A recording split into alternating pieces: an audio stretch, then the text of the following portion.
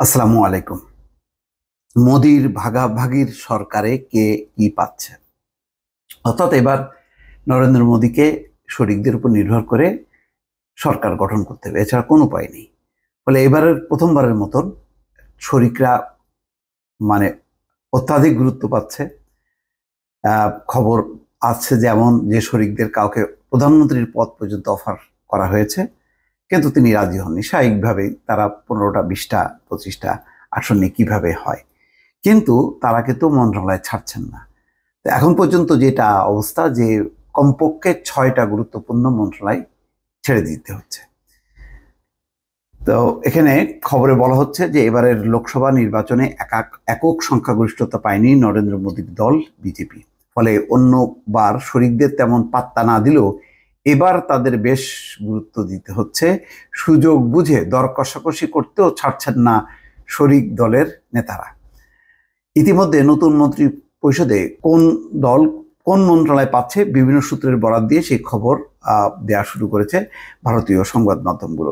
এনডিটিভির প্রতিবেদন অনুযায়ী অন্ধ্রপ্রদেশের সাবেক মুখ্যমন্ত্রী চন্দ্রবাবু নাইডুর দল টিডিপিকে মোদীর নেতৃত্বে নতুন মন্ত্রিসভায় 4টি পদ দেওয়া হবে। অন্যদিকে বিহারের মুখ্যমন্ত্রী নীতিশ কুমারের দলকে 2টি পদ দেওয়া হবে। এই দুটি দলই মোটামুটি শরিকদের মধ্যে বেশি আসন পেয়েছে এবং দুটি দলই খুব গুরুত্বপূর্ণ। একটা হচ্ছে অন্ধ্রপ্রদেশ, আরেকটা হচ্ছে বিহার। মোদীর নতুন সরকারে দায়িত্ব পেতে পারেন এমন 4 টিডিপি নেতার মধ্যে 3জন হলেন রামমোহন নাইডু, হরিশ বালাযোগী ও দগ্গুমাল্লা প্রসাদ। অন্যদিকে মন্ত্রী হিসেবে নীতিশ কুমারের জনতা পার্টি জেডিইউ 2 সিনিয়র নেতা লালন সিং ও রামনাথ ঠাকুরের নাম প্রস্তাব করেছে। লালন সিং বিহারের মুঙ্গের থেকে লোকসভায় নির্বাচিত হয়েছেন, আর রামনাথ ঠাকুর রাজ্যসভার এমপি। তিনি ভারতরত্ন পুরস্কারপ্রাপ্ত কর্পূরী ঠাকুরের ছেলে। আগামীকাল রোববার টানা 3য়বারের মতো ভারতের প্রধানমন্ত্রী হিসেবে শপথ নেবেন মোদী।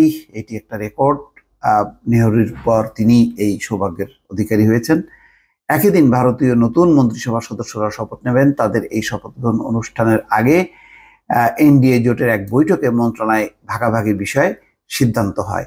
সূত্রের বরাতে এনডিটিভি জানিয়েছে, নতুন সরকারে 4টি মন্ত্রণালয় এবং সংসদের ডেপুটি স্পিকার পদ দাবি করেছে টিডিপি। অন্যদিকে 2টি মন্ত্রণালয় চেয়েছে জেডিইউ। তবে দুই দলই নিজ নিজ প্রদেশের জন্য বিশেষ মর্যাদা দাবি করেছে। একই সঙ্গে রাজ্যের জন্য বরাদ্দ বাড়ানোর কথাও বলেছেন তারা। একজন শরিক তার দেশে মুসলমানদের জন্য বিশেষ অধিকার, চাকরি এবং অন্যান্য ব্যবসা বাণিজ্য শিক্ষার ক্ষেত্রে সুযোগ সুবিধা চেয়েছে, যাতে কোনোভাবেই কাটেল করা না হয়।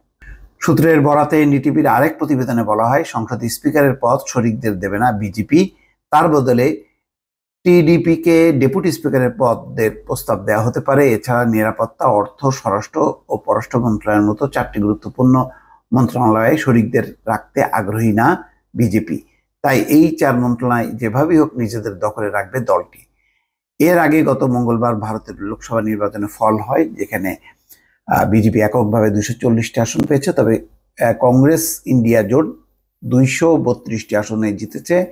এছাড়া বিহারের মুখ্যমন্ত্রী নীতিশ কুমারের জেডিইউ 12টি এবং অন্ধ্রপ্রদেশের সাবেক মুখ্যমন্ত্রী চন্দ্রবাবু নাইডুর তেলুগু দেশম পার্টি বা টিডিপি 16টি আসন পেয়েছে।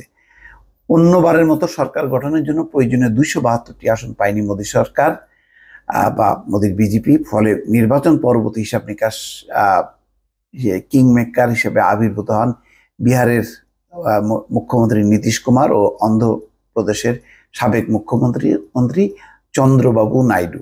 তাই এই দুই নেতার সঙ্গে জোট গড়ে সরকারে আসতে হচ্ছে মোদীকে।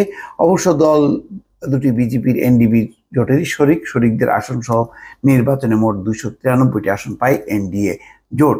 বাংলাদেশে যেমন ক্ষমতাসীনদের শরিকদের কোনো গুরুত্ব নেই, তাদের একটা দুইটা কারোর আছে কারণ নেই, এরকম একটা গুরুত্বহীন।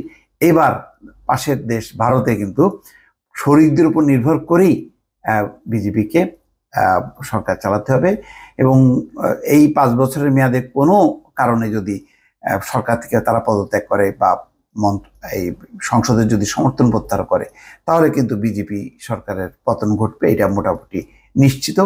এবং সবচেয়ে বড় গুরুত্বপূর্ণ বিষয় হচ্ছে রাহুল গান্ধী বিরোধী দলের নেতা হিসেবে আবির্ভূত হবেন এবং তাকে ফেস করতে হবে নরেন্দ্র মোদী বা বিজেপিকে। ফলে খুবই একটি কঠিন অবস্থা আগামীতে ভারতের রাজনীতির জন্য। দর্শক ভালো থাকবেন, আল্লাহ হাফেজ।